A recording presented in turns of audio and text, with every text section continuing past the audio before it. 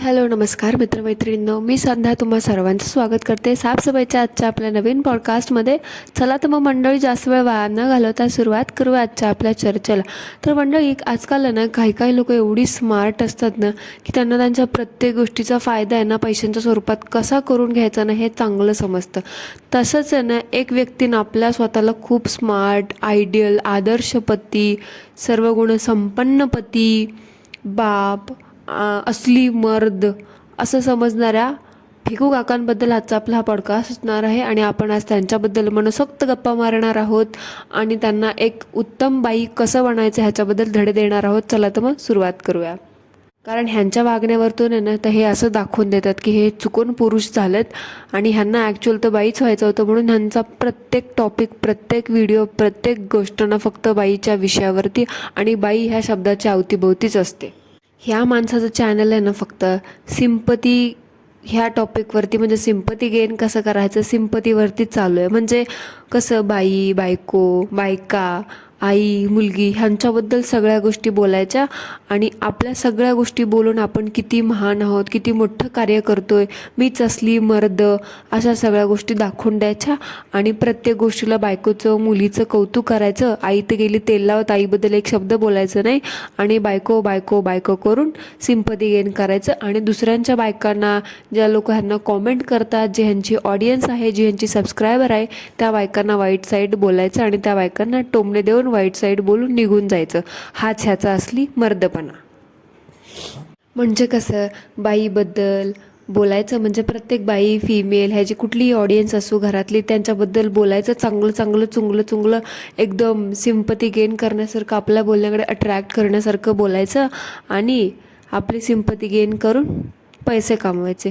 काय रे छक्या, तुझ्याकडे बघून तर ना असं वाटतं ना, तू ते मुलीच्या सारखं बोलतोस ना की बाबा मला त्रासच देते, झोपूच देत नाही, मुलीला सांभाळणंच अवघड असतं, मुलं झाल्यावर आयुष्यच बदलतं, असं तसं. एवढंच आयुष्य बदलणार होतं हे तुला माहीत होतं ना, तर मग कशाला एवढा लवकर आईबाबा व्हायचा विचार केलास ना. थांबायचं होतं थोडं, मनसोक्त मन मोकळे करून म्हातारा होईपर्यंत विचार करायचा होता आईबाबा व्हायचं की नाही. तोपर्यंत जगायचं होतं तुझं मॅरिड आयुष्य. कुणाला काय, तू काय ऑडियन्सच्या जीवावरती त्या मुलीला जन्माला घातलंस का? पार ऑडियन्स पुढे एवढं रडत पडत सारखं घराणं करत असतोस, मुलगी हेच करते तेच करते, जगू देत नाही. कशाला मग ती म्हटली होती तुला मला जन्माला घाला म्हणून? तुम्ही तुमची हाऊस भागवून घेतली आणि आता वरतून प्रत्येक गोष्टीला त्या मुलीला शब्दाला ब्लेम करताय की तिच्यामुळं आमचं पर्सनल हे खराब झालं, ते खराब झालं. आणि त्या ह्याच्या बायकोचं बोलायचं गेलं तर म्हटलं तर बाबा, ह्या फॉरेनर बायकोला त्या मुलीचं तर काही घेणं देणंच नसतं. त्या मुलीबद्दल तिचं तर कामच संपलं. म्हणजे 9 महिने पोटात ठेवलं, जन्म दिला आणि झालं, संपलं, कामच संपलं तिचं. कारण तिच्या वागण्यावरून असं वाटतं ना की बाबा झाली एकदाची मुलगी, आता बस सांभाळत तू. म्हणून ही आपली छकुली त्या पोरीला देती छक्याकडं आणि जाती आपली निघून. बिकॉज ती ज्या प्रकारे ना त्या मुलीला टाकून सतत आपली पार्टी फ्रुटी करत उंडगत फिरत असते ना, थिरकत, तिच्यावरून तर मला ना असंच जाणवतं. कारण आणि कमीला भर हा छाक्या प्रत्येक व्हिडिओमध्ये जे ज्ञान पाजळत बसतो ना की सारखं रडत पुडत असतो, इवळत असतो त्या मुलीच्या रडण्यावरतून, असंच होतं, तसंच होतं, माझं आयुष्यच बदललंय, मला हेच दुखतंय, माझं तेच दुखतंय. तर तुझ्या त्या रडण्यावरतून, सारखं प्रत्येक त्या मुलीच्या नावावरतून सिम्पती गेन करण्यावरतून तर असंच वाटतं की तुला ना त्या मुलगी झाल्याचा आनंद कमी आणि दुःखच जास्त झाले. तर तेच मगाशी म्हटलं तसं, एवढंच दुःख होतं, एवढाच त्रास होतोय, हे सगळं माहीत होतं की मूल झाल्यावरती एवढं सगळं बदल होणार आहे, त्रास होणार आहे, तर कशाला आईवडील व्हायचा निर्णय घ्यायचा ना. आणि आता घेतलास तर गप आपली जबाबदारी, आपलं कर्तव्य नीट पार पाडा. उगाचच मूर्खासारखा एवढं काय रडत बसतोस रे बायकांसारखा? आणि मला वाटलं होतं तुला एवढा फॅझमचा त्रास होतोय, तू म्हणतो ना मला हे झालं आहे, मला ते MRI वगैरे वगैरे, ते काय जे पत्री बित्री होते तुझे ते दाखवलंच सगळं. एवढा मुलीचा त्रास होतोय त्या घरातल्या कामाचा, धुण्या भांड्याचा. कुठलंही काम धडवत नाही ती, मला काहीच करू देत नाही, उरल्या सुरल्या वेळेत ऑफिसचं काम असतं, उरल्या सुरल्या वेळेत मुलीचं असं स्वतःकडे लक्ष द्यायला मिळत नाही, मॅरिड लाईफकडे लक्ष द्यायला मिळत नाही. तर मग कशाला, कुठलं तरी एक काम बंद कर ना. कशाला व्लॉगिंग करतोयस? बंद कर, थोडे दिवस घे ब्रेक. कशाला उगाचच वेड्यासारखं करतो तुला? आणि तुला काय वाटतं रे, तू काय तुझ्या ऑडियन्सला तुझ्यासारखं वेडा समजतोयस का? तू तुझ्या ऑडियन्सला वेड्यात काढू शकतेस, पण तू जेवढं स्वतःला शहाणा समजतोस ना तेवढा तू नाही आहेस. आणि तुला काय वाटतं रे, तू व्लॉग का टाकत नव्हतास गेल्या 1 आठवडा 15 दिवस झाले?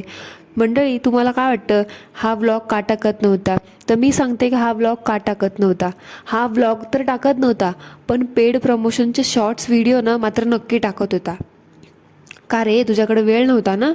खूप गोष्टी होत्या तुझ्याकडे फेस करायला, खूप सारे प्रॉब्लेम्स होते. तर मग पेड प्रमोशनचे व्हिडिओ शॉर्ट्स व्हिडिओ टाकायला तुझ्याकडे बरा वेळ होता रे. खोटारड्या, किती ऑडियन्सला दिशाभूल करशील रे. तुझ्यासारखं वेडा समजतोस का सगळ्यांना तू पण? ते म्हणतात ना, फुकट तिथे प्रकट, तसंच आहे.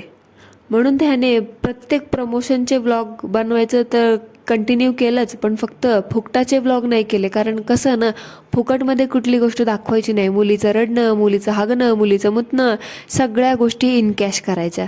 बरोबर ना? काय फेकवानी बरोबर बोलतीये ना? आणि काय रे, बायकांवरती एवढा थापा मारतोस, ज्ञान पाजळतो. जरा स्वतःच्या बायकोला ना जरा नीट बोलायला शिकव. कुठून आली ती फॉरेनची बया काय माहिती, स्वतःला तर अप्सरा समजतेस, फॉरेन रिटर्न पण समजते काय काय माहिती. आणि काय ते मराठी बोलतेस ग, उपकार करतेस का? आणि सगळा महाबलेश्वर, डिनर, वेळा ळ आणि ड मधला फरक कळत नाही का तुला? आता माहिती आहे तू दुसऱ्या ह्याच्यातून आली आहेस म्हणून, पण आता एवढी वर्ष झाली महाराष्ट्रात राहते, धड नीटनेटकं मराठी बोलता येत नाही का? ळ आणि ड मधला फरक सगळ्यांनाच कळतो का? उगाचच क्यूट बनण्याचं नाटक करतेस. क्यूट ब्यूट बनायचं वय संपलं आता, कळलं ना? आपण आता कुठल्या फेजमध्ये आहेत तर ना ते बनावं, नाही तर तुमच्यासारख्या निब्बी लोकांचं काय, तुम्ही कुठल्याही वयात कुठलीही सो कॉल्ड व्लॉगर लोक काहीही करायला बघतात. आता तर काय बाबा, क्यूटपणाचंच चढलंय ना, असंही तुझ्या नवऱ्याने तुला डोक्यावरच बसवून ठेवले, अप्सरा अप्सरा म्हणून म्हणून. मग त्यासाठी क्यूट तर असशीलच. म्हणून आपलं इंग्रज जाळल्या लागत कुठल्याही भाषेत बोलायचं आणि वटवट करत पेड प्रमोशन करायचं. करू वाटलं तर नीट कर, नीट मराठी बोल, नाही तर नको करू, बस घरात. ते आपले मुक्याने हातवारे करत जाऊन बोलत जा.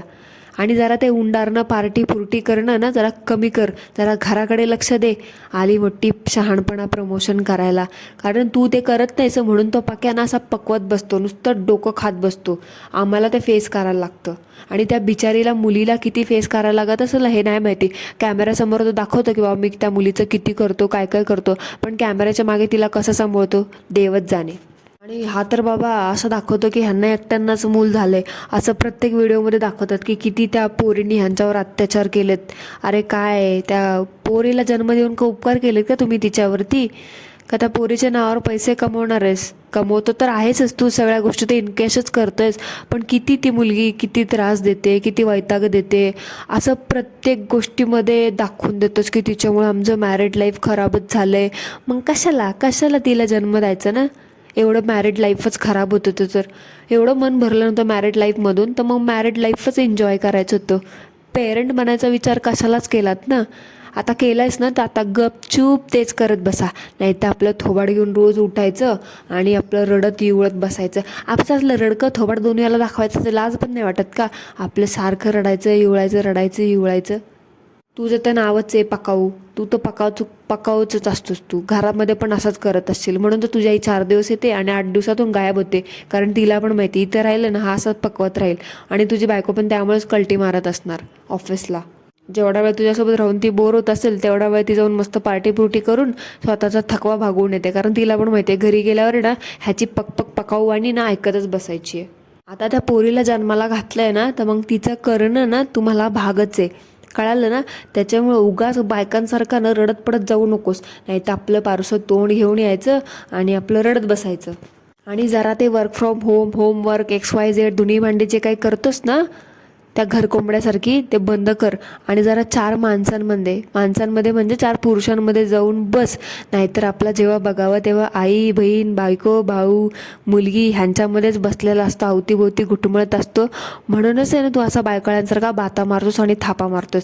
आणि काहीतरी टीकात्मक बोलायचं बायकांमध्ये बसून, आणि बायकोचं कौतुक करायचं आणि सिंपती गेन करायची त्याच्यावरतून. म्हणजे लोक म्हणतातच, बाई किती ग छान, असा नवरा सगळ्यांनाच भेटायला पाहिजे.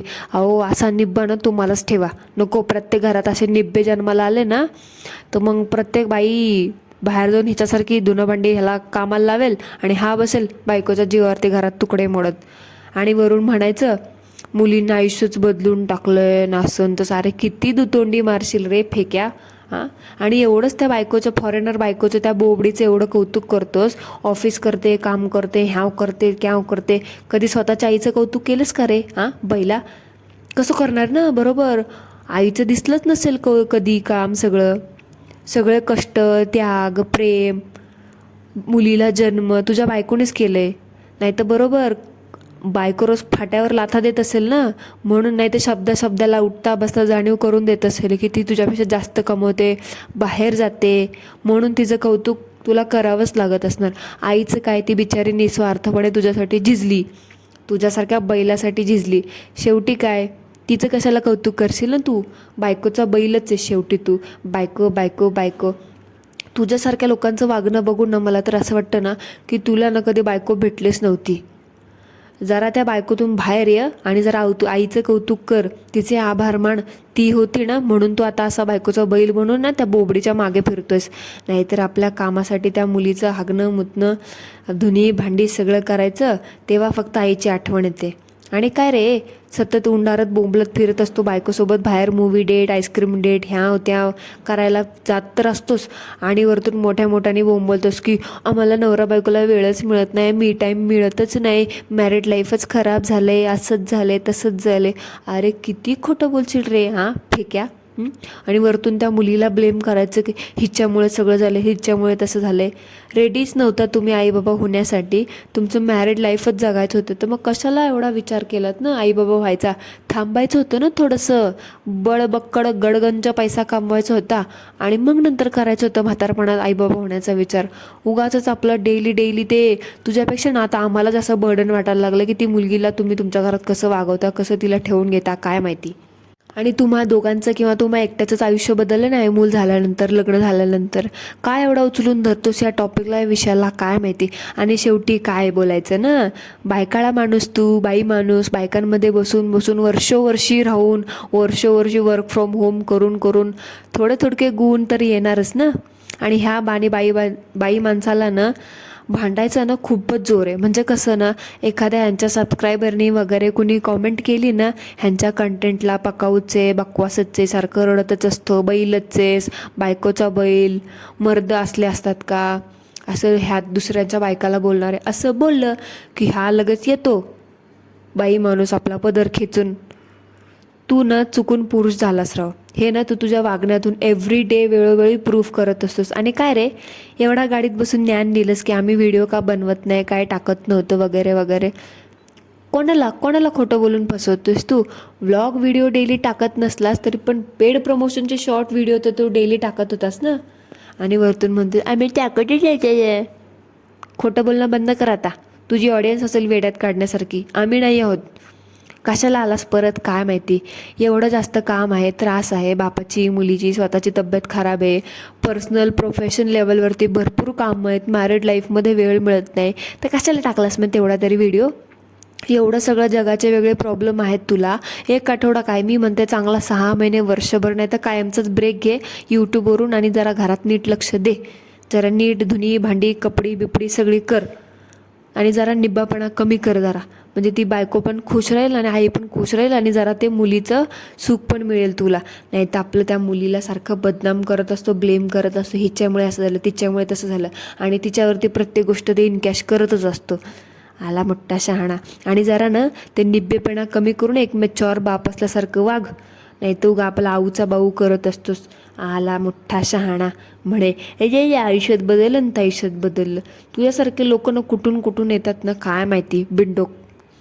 So that's it for today मंडळी. हा पार्ट 1 होता. पार्ट 2 मी लवकरच तुमच्यासाठी घेऊन येईल. आजचा पॉडकास्ट कसा वाटला कॉमेंटमध्ये मला नक्की सांगा. भेटूया पुन्हा एकदा नवीन पॉडकास्टसोबत. नवीन नाही, ह्याचा सेकंड पार्टसोबत. तोपर्यंत ॲज ऑलवेज सर्वांनी काय करायचं ते करा. Thank you so much. धन्यवाद.